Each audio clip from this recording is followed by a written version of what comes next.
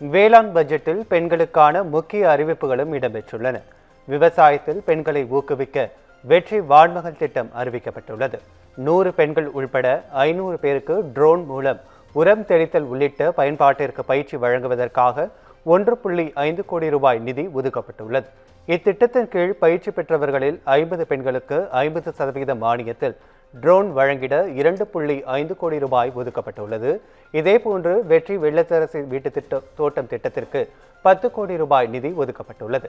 இந்த திட்டத்தின் கீழ் மாடி தோட்டம் அமைக்க இடுபொருள் தொகுப்புகள், காய்கறி விதை தொகுப்புகள், பழச்செடி தொகுப்புகள் வழங்கப்படும் எனவும், நீரியல் தோட்டம், செங்குத்து தோட்டம், நிழல்வளை குடில்கள் அமைக்கப்படும் எனவும் கூறப்பட்டுள்ளது.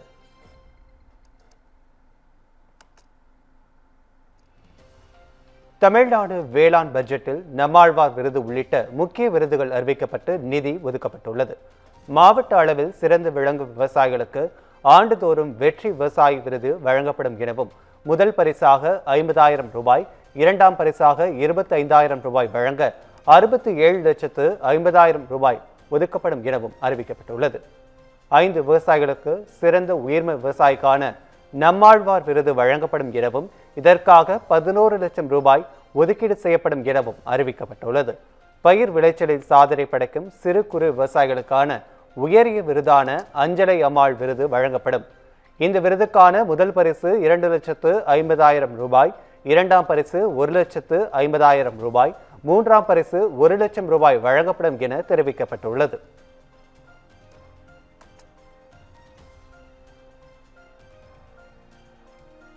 பரந்தூர் விமான நிலைய திட்டத்தை திரும்பப் பெறுவது அல்லது கைவிடுவது தொடர்பாக தமிழக அரசிடமிருந்து எந்த ஒரு அதிகாரப்பூர்வ கோரிக்கையோ அல்லது கடிதமோ வரவில்லை என மத்திய சிவில் விமான போக்குவரத்து அமைச்சகம் தெளிவுபடுத்தியுள்ளது. காஞ்சிபுரம் மாவட்டம் பரந்தூரில் சென்னைக்கான 2வது சர்வதேச விமான நிலையத்தை அமைக்க முந்தைய திமுக ஆட்சி காலத்தில் திட்டமிடப்பட்டு அதற்கான ஆரம்பகட்ட ஆய்வுகள் மேற்கொள்ளப்பட்டன. இதனிடையே பரந்தூர் திட்டம் தொடர்பான தற்போதைய நகர்வுகள் குறித்து நாடாளுமன்ற மக்களவையில் கேள்வி எழுப்பப்பட்டது. இதற்கு பதிலளித்து பேசிய மத்திய சிவில் போக்குவரத்து துறை அமைச்சர், மே 2026க்கு பிறகு பரந்தூர் திட்டத்தை கைவிடுவது அல்லது திரும்ப பெறுவது தமிழக அரசிடமிருந்து மத்திய அரசிற்கு அதிகாரப்பூர்வமான முன்மொழிவோ கடிதமோ வரவில்லை என தெரிவித்துள்ளார்.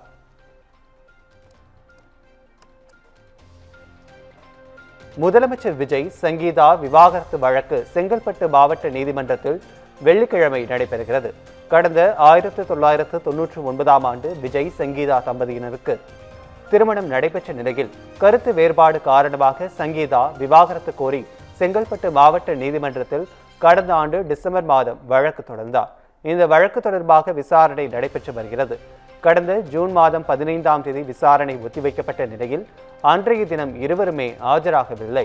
அதே வேளையில் இருவருமே பிரபலமானவர்கள் என்பதால் பாதுகாப்பு உள்ளிட்ட பிரச்சனைகளை கருத்தில் கொண்டு வீடியோ கான்பரன்ஸ் மூலமாக ஆஜராக அனுமதிக்குமாறு விஜய் சங்கீதா தரப்பில் மனு தாக்கல் செய்யப்பட்டது. இந்த நிலையில் வழக்கு விசாரணையை நீதிபதி சுஜாதா ஆகஸ்ட் மாதம் 7ஆம் தேதிக்கு ஒத்திவைத்தார். இந்த நிலையில் வெள்ளிக்கிழமை வழக்கு விசாரணைக்கு வரும்போது முதலமைச்சர் விஜய், சங்கீதா ஆகியோர் வீடியோ கான்பரன்சிங் மூலமாக ஆஜராக வாய்ப்புள்ளதாக கூறப்படுகிறது. திருவள்ளூர் மாவட்டம் அமோனியா வாயு கசிவு வழக்கில் ஆலை உரிமையாளர்கள் உள்ளிட்ட 3 பேருக்கு நிபந்தனை ஜாமீன் வழங்கி சென்னை உயர்நீதிமன்றம் உத்தரவிட்டுள்ளது. கன்னிகை பேர் பகுதியில் செயல்பட்டு வந்த இறால் பதப்படுத்தும் தொழிற்சாலையில் கடந்த ஜூன் 21ஆம் தேதி அமோனியா வாயு கசிவு ஏற்பட்டதில் 18 பேர் உயிரிழந்தனர். இந்த வழக்கில் தொழிற்சாலை உரிமையாளர்கள் ஜோசப் ஜெகன், மோகன், தொழிற்சாலை மேலாளர் டேனியல் உள்ளிட்ட 4 பேரை போலீசார் கைது செய்தனர். இந்நிலையில் கைது செய்யப்பட்டுள்ள தொழிற்சாலை உரிமையாளர்கள் ஜோசப் ஜெகன் மற்றும் மோகன் உள்ளிட்ட 3 பேருக்கு ஜாமீன் கோரி சென்னை உயர்நீதிமன்றத்தில் மனு தாக்கல் செய்திருந்தனர். இந்த வழக்கில் உயிரிழந்தவர்களின் ஒவ்வொரு நபர்களுக்கும் 10 லட்சம் ரூபாய் இழப்பீடு தொகை வழங்க வேண்டும் எனவும், மறு உத்தரவு வரும் வரை விசாரணை அதிகாரி முன் தினமும் ஆஜராகி கையொப்பம் இட வேண்டும் எனவும் நிபந்தனை விதித்து ஜாமீன் வழங்கி உத்தரவிட்டார்.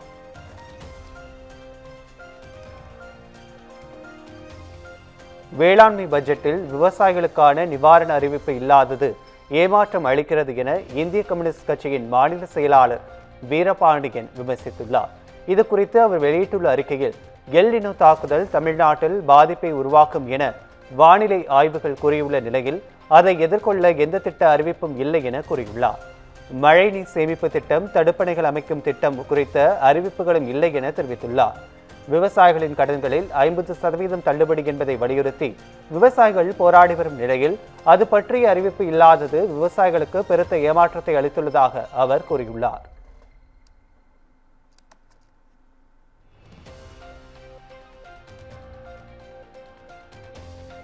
சேலம் மாவட்டம் மேட்டூர் அணைக்கு காலையில் 19,119 கன அடியில் இருந்த நீர்வரத்து தற்போது 19,264 கன அடியாக உயர்ந்துள்ளது. கர்நாடகாவில் கபினி அணையில் இருந்து நீர் திறப்பு அதிகரிப்பால் மேட்டூர் அணைக்கான நீர்வரத்து 19,264 கன அடியாக உயர்ந்துள்ளது. மேலும் காலையில் அணையின் நீர்மட்டம் 75.64 அடியிலிருந்து 76.18 அடியாக உயர்ந்துள்ளது. இதனால் தமிழக விவசாயிகள் பெரும் மகிழ்ச்சி அடைந்துள்ளனர்.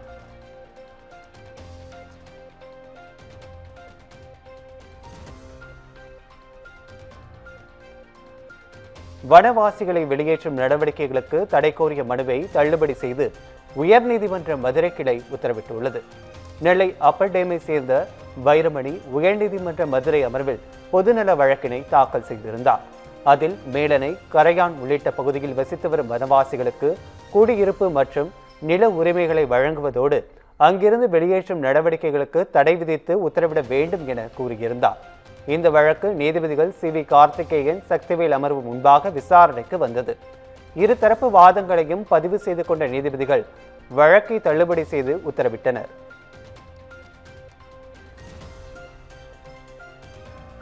கோட்சூட் போட்ட விவசாயிதான் முதலமைச்சர் விஜய் என வேளாண் பட்ஜெட் தாக்கலின் போது அமைச்சர் வினோத் புகழாரம் சூட்டியுள்ளார். 2026-2027 ஆண்டிற்கான வேளாண் பட்ஜெட்டை வேளாண் துறை அமைச்சர் வினோத் இன்று தாக்கல் செய்தார். முன்னதாக சட்டப்பேரவையில் உரையாற்றிய அவர் முதலமைச்சர் விஜயை புகழ்ந்து நீண்ட நேரம் கவிதை வாசித்தார்.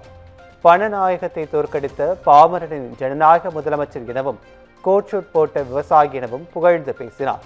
தொடர்ந்து முதலமைச்சரை புகழ்ந்து பேசிக்கொண்டே இருந்ததால் எதிர்க்கட்சி உறுப்பினர்கள் எதிர்ப்பு தெரிவித்தனர். இதையடுத்து பட்ஜெட்டில் இருப்பதை மட்டும் படிக்குமாறு சபாநாயகர் அவருக்கு அறிவுறுத்தினார். தொடர்ந்து பேசிய அவர் முதலமைச்சர் விஜய் பேசுவதை தமிழ்நாட்டில் தலைப்பு செய்தி எனவும் அல்லது அவரை பற்றி பேசுவதை தலைப்பு செய்தி எனவும் குறிப்பிட்டார்.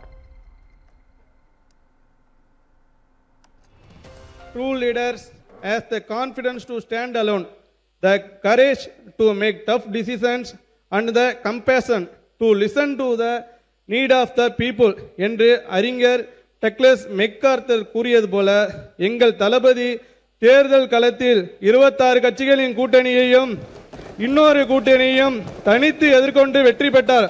அதனால் தான் சொல்லுகிறேன், he is a true leader, he is a true leader. லஞ்சம் கேட்டால் கொடுக்காதீர்கள் என உறுதியாக அறிவித்த ஒரே முதல்வர் நம் முதல்வர். ஊழலற்ற தூயச்சு என்பதில் உறுதியாக இருக்கிறார் நம் முதல்வர். ஆட்சி பொறுப்பேற்ற முதல் நாளிலிருந்து ஊழல் ஒழிப்பில் உறுதியாக இருக்கிறார் நம் முதல்வர். அதனால் தான் சொல்லுகிறேன், my leader has the courage to make tough decision. ஒரு அண்ணனாக, மகனாக, தாய் மாமனாக தமிழ்நாட்டின் பெண் குழந்தைகள் முதல் அத்தனை தலைமுறை பெண்களுக்கும் நான் இருக்கிறேன் என நம்பிக்கை கொடுக்கிறார் நம் முதல்வர். அனைவரின் கோரிக்கைகளையும் கேட்கிறார். அதனால் தான் சொல்லுகிறேன், my leader has the compassion to the needs of the people. எங்கள் தளபதி தான் உண்மையான தலைவர், மக்களுக்கான தலைவர், a true leader. எங்கள் தளபதி தான் உண்மையான தலைவர், மக்களுக்கான தலைவர், a true leader. வாழ்க நம் முதல்வர், வாழ்க ஜனநாயகம், வளர்க நம் தமிழ்நாடு, வெற்றி தமிழ்நாடு காண வெள்ளாட்டு வேளாண்மை.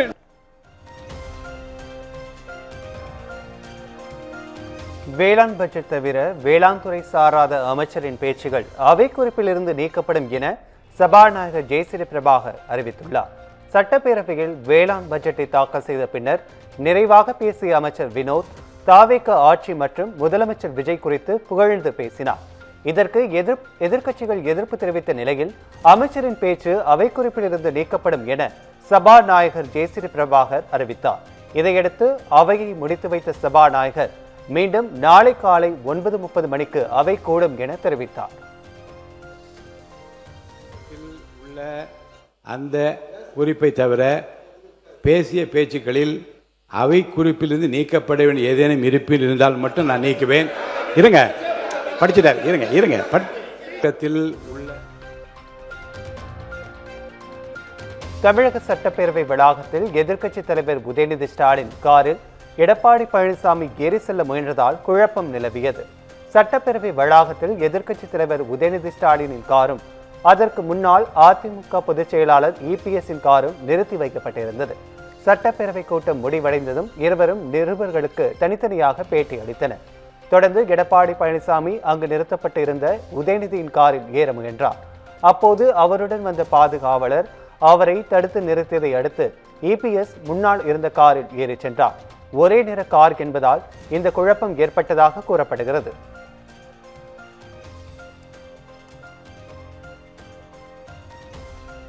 வேளாண் நிதிநிலை அறிக்கை உழவர்களுக்கு ஏமாற்றத்தை அளித்துள்ளதாக பாமக தலைவர் அன்புமணி ராமதாஸ் தெரிவித்துள்ளார். இது தொடர்பாக அவர் வெளியிட்டுள்ள அறிக்கையில் வேளாண் நிதிநிலை அறிக்கையின் மொத்த மதிப்பும் வேளாண் துறைக்கான நிதி ஒதுக்கீடும் கணிசமாக குறைக்கப்பட்டிருப்பதாக குறிப்பிட்டுள்ளார். நிதிநிலை அறிக்கையின் மொத்த மதிப்பில் 25% வேளாண்மை சார்ந்த துறைகளுக்கு ஒதுக்கீடு செய்யப்பட வேண்டும் என்று பாமக வலியுறுத்தி வருவதாகவும், ஆனால் வேளாண்மை துறைக்கு வெறும் 14,696 கோடி ரூபாய் மட்டுமே ஒதுக்கீடு செய்யப்பட்டிருப்பதை ஏற்கவே முடியாது எனவும் கூறப்பட்டுள்ளது. மேலும் இந்த நிதிநிலை அறிக்கையில் இடம்பெற்றுள்ள பல அறிவிப்புகள் திமுக ஆட்சியில் அறிவிக்கப்பட்ட திட்டங்கள் மற்றும் அறிவிப்புகளின் நீட்சியாகவே உள்ளதாகவும், புதிதாக எதுவும் இல்லை எனவும் தெரிவித்துள்ளார். பழனி நில மோசடி வழக்கில் சார் பதிவாளர் ஜஸ்டின் மணிகண்டனை சிபிசிஐடி போலீசார் கைது செய்தனர். பழனி தண்டபாணி சுவாமிகள் மடத்திற்கு சொந்தமான 1.4 ஏக்கர் நிலம் கடந்த ஜூலை 6ஆம் தேதி தனிநபர்கள் 20 பேரில் சட்டவிரோதமாக பத்திரப்பதிவு செய்யப்பட்டது. இந்த விவகாரத்தில் சார் பதிவாளர் ஜஸ்டின் மணிகண்டன் உள்பட 11 பேர் மீது இதுவரை வழக்கு பதிவு செய்யப்பட்டுள்ளது. இதில் 4 பேர் கைது செய்யப்பட்டுள்ளனர். இந்நிலையில் சார் பதிவாளர் ஜஸ்டின் மணிகண்டன் மற்றும் பத்திரிகை எழுத்தர் ஜெயபிரகாஷ் ஆகியோர் முன்ஜாமீன் கோரி மதுரை உயர்நீதிமன்ற அமர்வில் மனு தாக்கல் செய்திருந்தனர். இந்த மனு தள்ளுபடி செய்யப்பட்ட நிலையில் தலைமறைவாக இருந்த சார் பதிவாளரை சிபிசிஐடி போலீசார் கைது செய்து விசாரித்து வருகின்றனர்.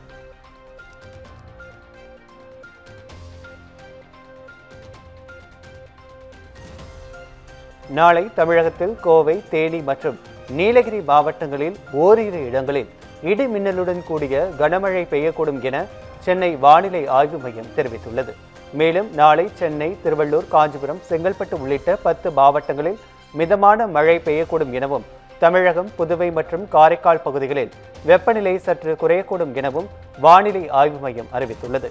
இதேபோல சென்னையில் நாளை ஓரளவு மேகமூட்டத்துடன் காணப்படும் எனவும், நகரில் ஒரு சில பகுதிகளில் மிதமான மழை பெய்ய வாய்ப்புள்ளது எனவும் சென்னை வானிலை ஆய்வு மையம் தெரிவித்துள்ளது.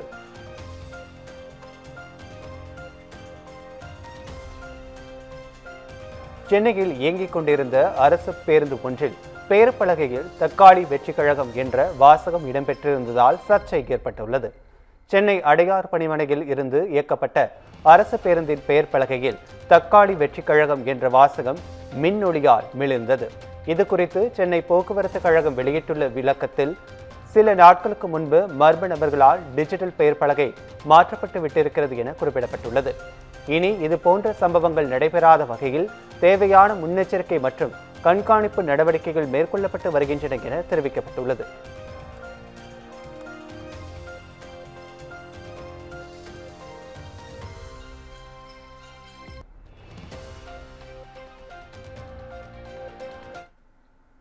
தொடர்ந்து பல்வேறு மாநிலங்களின் முக்கிய நிகழ்வுகளையும் விளையாட்டுச் செய்திகளையும் காணலாம்.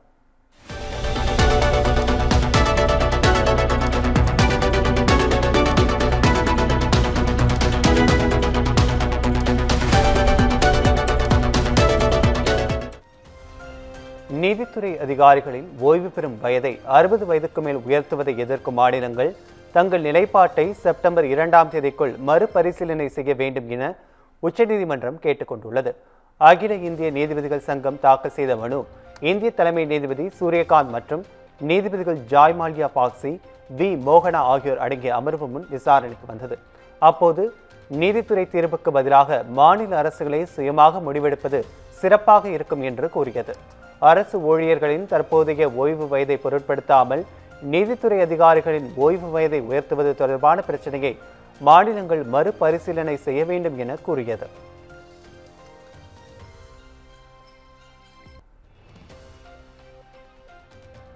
பாலியல் வன்கொடுமை வழக்கில் குற்றம் சாட்டப்பட்டிருந்த தருண் தேஜ்பாலுக்கு 10 ஆண்டுகள் சிறை தண்டனை விதித்து மும்பை உயர்நீதிமன்றம் தீர்ப்பளித்துள்ளது. கோவாவில் நட்சத்திர ஹோட்டல் ஒன்றில் தெஹல்கா இதழின் நிறுவனர் தருண் தேஜ்பால் தன்னை பாலியல் ரீதியாக துன்புறுத்தியதாக பெண் ஒருவர் கடந்த 2013ஆம் ஆண்டு குற்றம் சாட்டியிருந்தார். இந்த வழக்கை தருண் தேஜ்பாலை கோவா செஷன்ஸ் நீதிமன்றம் 2021ஆம் ஆண்டு விடுவித்தது. இதை எதிர்த்து கோவா அரசு மும்பை உயர்நீதிமன்றத்தில் மேல்முறையீடு செய்தது. விசாரணை முடிந்த நிலையில் தருண் தேஜ்பாலுக்கு 10 ஆண்டுகள் சிறை தண்டனை விதித்து மும்பை நீதிமன்றம் தீர்ப்பளித்துள்ளது.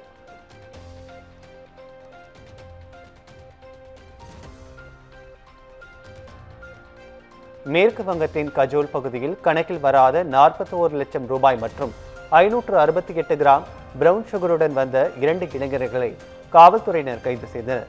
ரங்கவிடா சந்திப்பில் இருசக்கர வாகனங்களில் வந்த இருவரை காவல்துறையினர் மடக்கி பிடித்தனர். கைப்பற்றப்பட்ட பிரவுன் சுகரின் சர்வதேச சந்தை மதிப்பு பல லட்சம் ரூபாய் என அதிகாரிகள் தெரிவித்துள்ளனர். கஜோலில் இருந்து மால்தா நகருக்கு போதைப்பொருள் மற்றும் பணத்தை கடத்த முயன்றது முதற்கட்ட விசாரணையில் தெரியவந்துள்ளது. கைதான இருவரையும் நீதிமன்றத்தில் ஆஜர்படுத்தி காவல்துறை காவலில் எடுத்து விசாரிக்க நடவடிக்கை எடுக்கப்பட்டுள்ளது.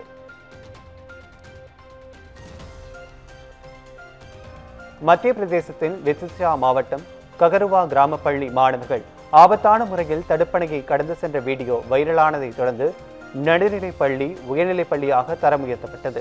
பெட்வா ஆற்றின் தடுப்பணையில் உள்ள கான்கிரீட் தூண்களில் 9ஆம் வகுப்பு மாணவர்கள் தாவி தாவி தினமும் பள்ளிக்கு சென்று வந்தனர். இந்த குறுக்கு வழியால் பயண தூரம் 13 கிலோமீட்டரில் இருந்து 1.5 கிலோமீட்டராக குறைந்தாலும் பருவமழை காலங்களில் உயிருக்கு ஆபத்து ஏற்படும் என எதிர்பார்க்கப்படுகிறது. இந்த வீடியோ வெளியான 24 மணி நேரத்திற்குள் நடுநிலைப் பள்ளி 10ஆம் வகுப்பு வரை செயல்படும் உயர்நிலைப் பள்ளியாக மாற்றப்பட்டது. புதிய வகுப்புகளுக்காக ஆசிரியர்கள் நியமிக்கப்பட்டு மாணவர்களுக்கான வகுப்புகளும் உடனடியாக தொடங்கப்பட்டுள்ளன.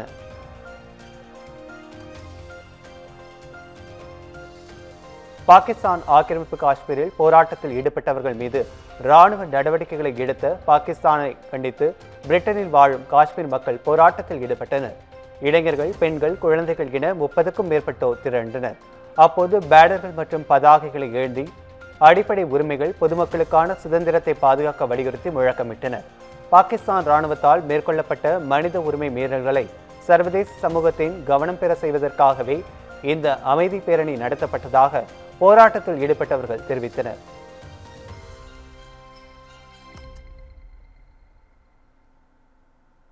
தாய்லாந்தில் மின்னல் தாக்கி கால்பந்து வீரர் மைதானத்திலேயே உயிரிழந்த சம்பவம் சோகத்தை ஏற்படுத்தியுள்ளது. தென் தாய்லாந்தில் உள்ள சுங்கை கோலோக் பகுதியில் சாம்கோல்ஸ் அபு எக்ஸ் அணிகளுக்கு இடையே கால்பந்து போட்டி நடைபெற்றது. அப்போது சாம்கோல்ஸ் அணியின் 24 வயது வீரரான சோவ்யான் அவே மீது திடீரென மின்னல் தாக்கியது. இதில் நிலை குலைந்த அவர் மைதானத்திலேயே சுருண்டு விழுந்து சம்பவ இடத்திலேயே உயிரிழந்தார். மேலும் மின்னல் தாக்கிய படுகாயமடைந்த 12 பேர் மருத்துவமனையில் சிகிச்சை பெற்று வருகின்றனர்.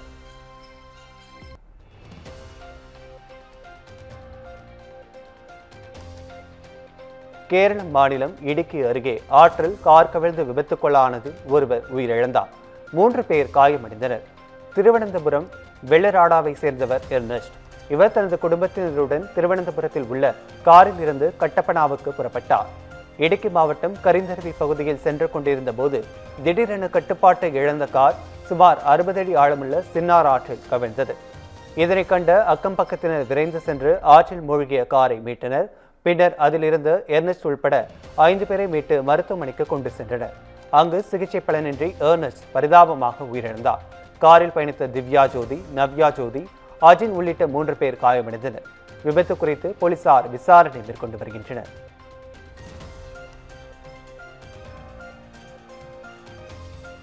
குஜராத் மாநிலம் சத்ரால் பகுதியில் உள்ள ஹாப்பி ஆயில் இண்டஸ்ட்ரேட் ஆலையில் போலீசார் நடத்திய சோதனையில் 1,67 லட்சம் ரூபாய் மதிப்பிலான போலி நாட்டு நெய் பறிமுதல் செய்யப்பட்டது. பனை எண்ணெய், வனஸ்பதி மற்றும் நச்சுத்தன்மை கொண்ட வேதிப்பொருட்கள் கலந்து போலி நெய் தயாரிக்கப்பட்டது கண்டுபிடிக்கப்பட்டது. மாதந்தோறும் சுமார் 30,000 லிட்டர் போலி நெய் தயாரித்து முன்னணி பிராண்டுகளின் பெயர்களில் சந்தையில் விற்பனை செய்தது விசாரணையில் தெரியவந்தது. இந்த மோசடியில் தொடர்புடைய ஜனகுமார் பவுசார் கைது செய்யப்பட்டுள்ளார். அவர் மீது கலோல் தாலுகா காவல் நிலையத்தில் வழக்கு பதிவு செய்து விசாரணை நடைபெற்று வருகிறது.